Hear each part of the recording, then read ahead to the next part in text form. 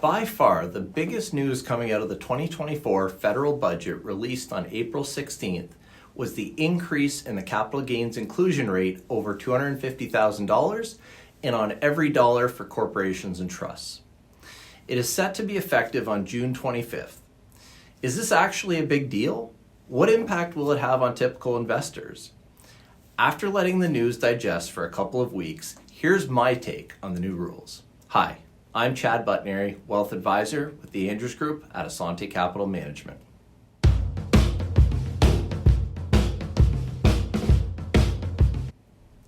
Let's start by talking about the changes that are being proposed. For individuals, any capital gain incurred over $250,000 will now have an inclusion rate of 66% instead of the current 50%. In addition, any capital gains incurred in a trust or corporation will immediately be subject to the 66% rate on the first dollar. There were also a couple of positive developments that will impact some business owners, such as an increase in the capital gains exemption on the sale of private business shares and the Canadian Entrepreneurs Incentive. But for the sake of brevity, we'll focus on the changes to the capital gains inclusion rate in this video. So, what's the big deal? Why are people so frustrated and angered by these new rules? Well, I have a guess. The messaging around these changes was largely positioned by the Liberals as a tax on the very wealthy. We were told that very few regular Canadians would be impacted by them, and it's one way to make the rich pay their fair share. In fact, they specifically stated that it is projected to only impact 0.13% of Canadians. Sounds logical, right? I have a tough time understanding this. The problem with this rhetoric is that it assumes that anyone who has a corporation, a trust, a second property, or passes away with substantial investment gains is very wealthy. I would argue that there are many normal Canadians that would easily be impacted by these rules. Let's talk about a few common examples. Number one, a second property. It's highly likely that many people with a second property will have gains in excess of $250,000 when they are sold. This could be a cottage that's been in the family for decades, or a rental property that an individual was using to provide them with retirement income. It's possible that someone in these positions could be wealthy, but I've seen many examples in which they are not. Number two, corporations. There are generally two types of people who use corporation in my experience.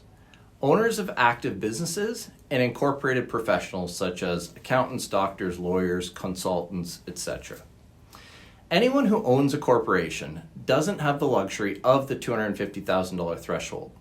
They're taxed at the higher rate immediately for all capital gains. Are there some of these individuals that would be considered wealthy? Sure. Are there many others that are not? Absolutely. Number three, trusts. Most people who set up a trust don't do so to avoid paying taxes.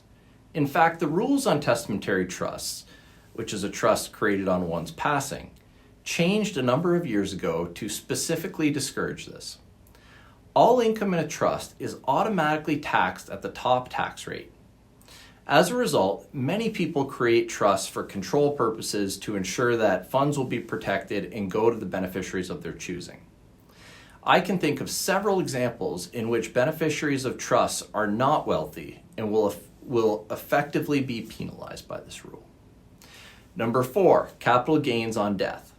Finally, let's talk about someone who has saved retirement for their whole lives and passes away unexpectedly with gains above $250,000. How much is their estate worth after tax? Does this mean that their family members are wealthy? I would think not.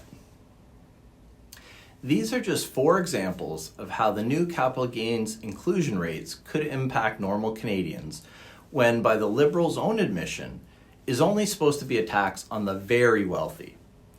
At the end of the day, is this geared towards wealthier individuals? Yes.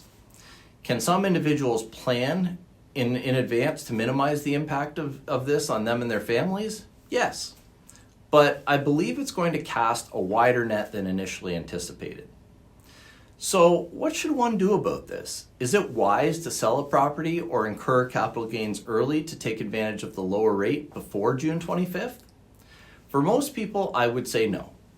Unless there was a strategic plan to trigger capital gains anyways, tactically reacting to these proposed changes before they're enacted, mind you, may not be prudent. Generally, I think incurring the lower rate for gains over $250,000 would largely be offset by having to sell assets earlier than necessary and foregoing the tax deferral opportunity. In addition, who knows if these changes will continue in the future or if they'll be rolled back. If any of you have any questions about how this might impact you, please give us a call. We'll continue to analyze the situation and we'll keep you updated with any changes to the rules or our recommendations. I'm Chad Butnery with Asante Capital Management. Thanks for watching. If you're interested in learning more, you can visit our website at www.andrewsgroup.com.